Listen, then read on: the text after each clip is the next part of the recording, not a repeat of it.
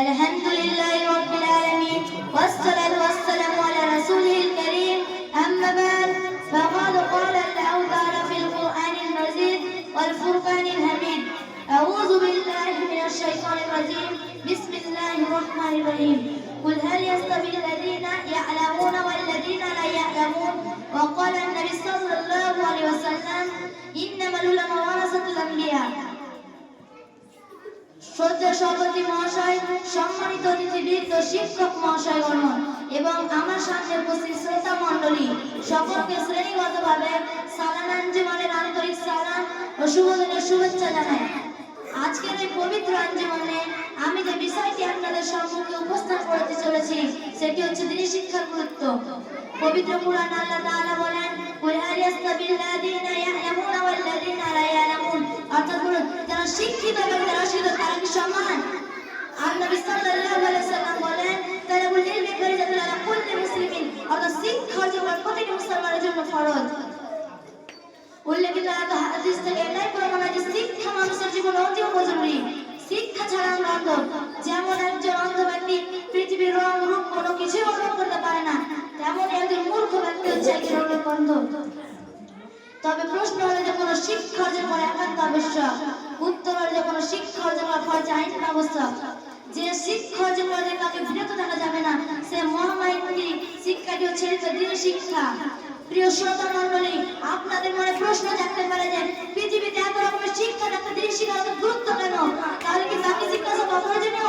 জি না, আমি এ কথা বলছি না। আমি বলছি সব শিক্ষার পাশাপাশি দ্বীনি শিক্ষা থাকা অতি জরুরি। যেমন কেউ ধর্ম ছাড়া কেউ মানুষ হতে পারে না, তেমনই একজন ধর্মীয় জ্ঞান ছাড়া কেউ মানুষত্ব অর্জন করতে পারে না। মানুষত্ব বিকাশের একমাত্র মাধ্যম হচ্ছে দ্বীনি শিক্ষা। তাই আল্লাহ পাক রব্বুল আলামিন পবিত্র কুরআনে সর্বপ্রথম নাযিল করেন দ্বীনি শিক্ষা নির্দেশ দিয়েছেন। তিনি বলেন, ইকরা বিসমি রাব্বিকাল লাযী খলাক, খলাকাল ইনসানা মিন আলাক, ইকরা ওয়া রাব্বুকাল আকরাম, আল্লাযী আল্লামা বিল কালাম, আল্লামাল ইনসানা মা লাম ইয়ালাম। অর্থাৎ পড়ো তোমার প্রতিপালকের নামে, যিনি তোমাকে সৃষ্টি করেছেন, যিনি তোমাকে সৃষ্টি করেছেন আল্লাহর পথে। পড়ো তোমার মহামান্য নামে, যিনি কলম ও শিক্ষা দিয়েছেন যা মানুষ আগে জানত না। প্রিয় মুসলিম সমাজ, দ্বীনি শিক্ষা হচ্ছে সেই শিক্ষা যাতে আল্লাহকে জানা যায়, আল্লাহকে জানা যায়, তার নৈকট্য লাভ করা যায়, সত্য সঠিক পথে চলা যায়, সব সমস্যার স্বার্থ থেকে সমাধান পাওয়া যায়। দ্বীনি শিক্ষা অর্জন করলে আমরা দুনিয়া আখিরাতে শান্তি লাভ করতে পারবো বলে আল্লাহ পাক রব্বুল আলামিন সর্বপ্রথম দ্বীনি শিক্ষা উদ্ধৃত করেছেন। যার মধ্যে দ্বীনি শিক্ষা নেই সে কখনো সাকসেস হতে পারে না, যার মধ্যে দ্বীনি জ্ঞান নেই সে কখনো কামিয়াব হতে পারে না, সে ব্যক্তি অন্ধকারের মধ্যে রয়েছে।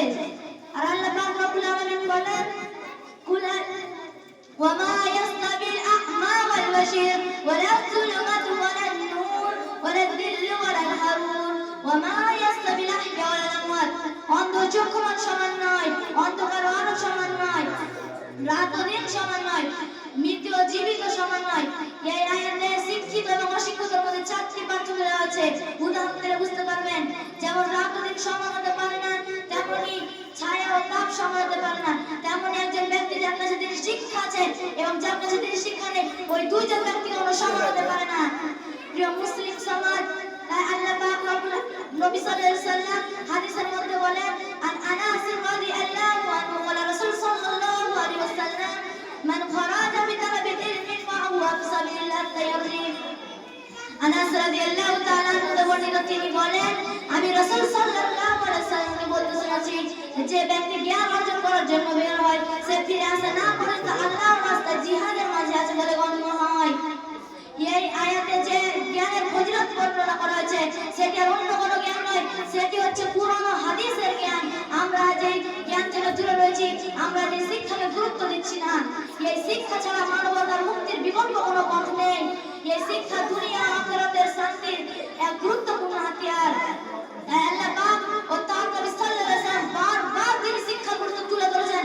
কখনো বলেছেন, ইন্নামাল উলামা ওয়ারাসাতুল আম্বিয়া, আবার কখনো বলেছেন, খায়রুকুম মান তাআল্লামাল কুরআনা ওয়া আল্লামা, অর্থাৎ তোমাদের মধ্যে সর্বোত্তম সেই ব্যক্তি যে নিজে কোরআন শিখে এবং অপরকে কোরআন শেখায়। তাই এই কোরআনে আয়াত হাদিস যত রয়েছে সবই এই বার্তা বহন করে যে দ্বীনি শিক্ষার গুরুত্ব অপরিসীম। তাই আসুন নিজে দ্বীনি শিক্ষা শিখি এবং পরিবার পরিজনদের দ্বীনি শিক্ষা শিক্ষিত হয়ে পরিবারের একটা নীতিবান পরিবার গড়ি। যেন আল্লাহ পাক রব্বুল আলামিন সবাইকে আমাদের